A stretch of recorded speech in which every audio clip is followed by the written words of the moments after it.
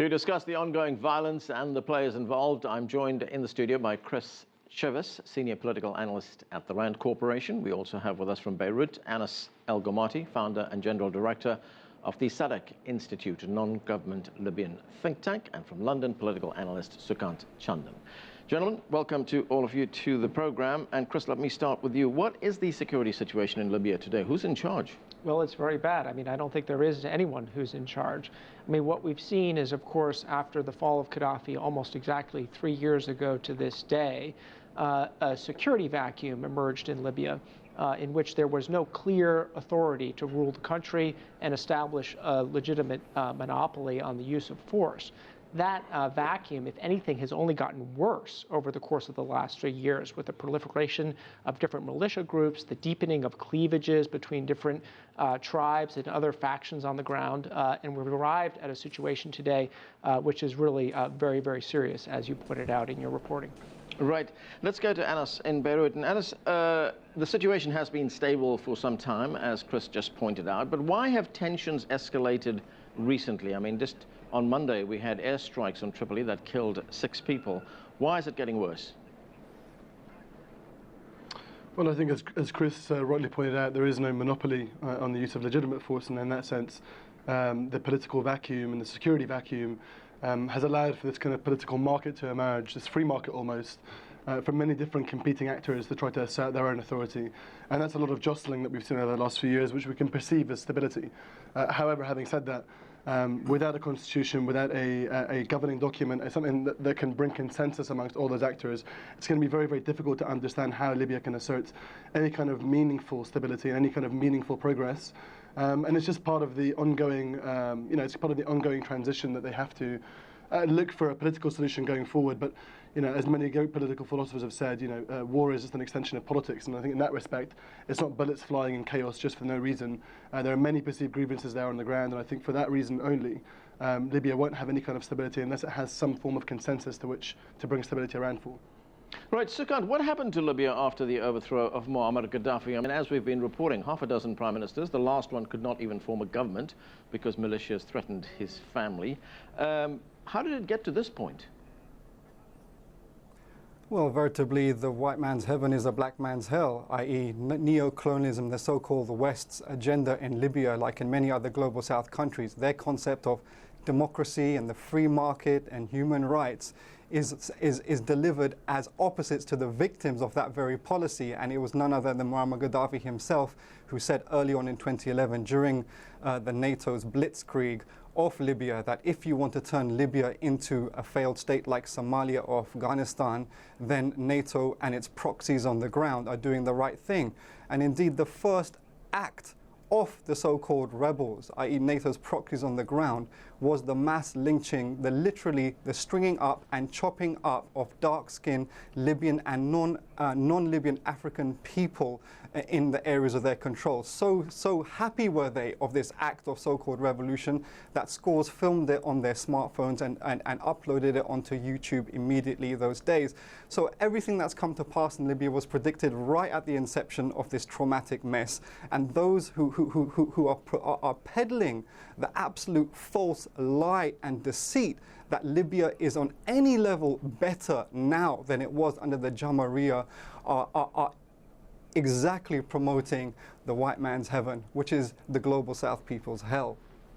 Okay, Chris, you want to pick that up? Do you mind if I cut in there for a second? Anas, do you mind if I just cut in for just 1 second, just to bring you up on that point? Okay, go ahead. Yeah, just to bring you up on this point about the almost the prophecy-like sermon that Gaddafi gave that Libya would return Somalia. In fact, I think he's quoting Fath Jahmi, who is a Libyan political dissident, an internal political dissident. In 1991, he wrote him a letter and said that unless Libya began to open up and allow for political colorings, many different views, and the pluralism which would the pluralism of the 1950s and 1960s in Libya, that Libya would be turned into a Somalia or Lebanon or even worse. And I think that letter was delivered to Ahmed Gaddafi in Egypt. Unfortunately, Fath Jahmi was then imprisoned and died in prison in 2007, but he was in prison for almost 25 years. So I think in that respect, it almost it almost does a disservice to life under Libya to suggest that somehow it was better. I guess security-wise it was much better, and stability-wise it was much better, but a repressive stability and a security apparatus that has pointed its gun, the barrel of a gun, at 6 million people is no better than what it is today. Chris. No better? Is it not worse? Sukant, is it not worse, Anas? Okay, Sukant, I'm gonna give you a chance to respond to that in a moment, but let me go to Chris here. Can we lay the blame at the door of NATO, the United States and its allies? Well, I mean, I think that, to be honest, there's a lot of blame to go around in this situation here. I mean, the reality is that life under Gaddafi in Libya was widely recognized around the world to be really a very terrible thing. So it's not surprising that the people of Libya rose up against him in the spring of 2011. I think that what NATO managed to accomplish during its initial operations was simply to help the rebels, help the people of Libya overthrow, someone who everyone agreed was a horrible dictator. The problem is that after that they just walked away and left a situation up to forces on the ground who didn't have where there was no consensus about what future direction Libya ought to take. And I think the big mistake that the international community made is in not doing more to help Libya in those initial stages when it was a new country. There was a huge amount of optimism for Libya's future, a great sense of the newfound freedom after Gaddafi's death. The fact that we didn't do more to help them, and here I include NATO, I include the rest of the international community, is a real shame, and it's what's got us into this very, very difficult position that we're in today. Okay, let me go to Sukant for his response to that. Go ahead. Well, I have just one simple question I'd like to pose to Chris and Anas. The challenge I pose to you is answer the question, what is better today than was under the Jamahiriya? What is better today in Libya?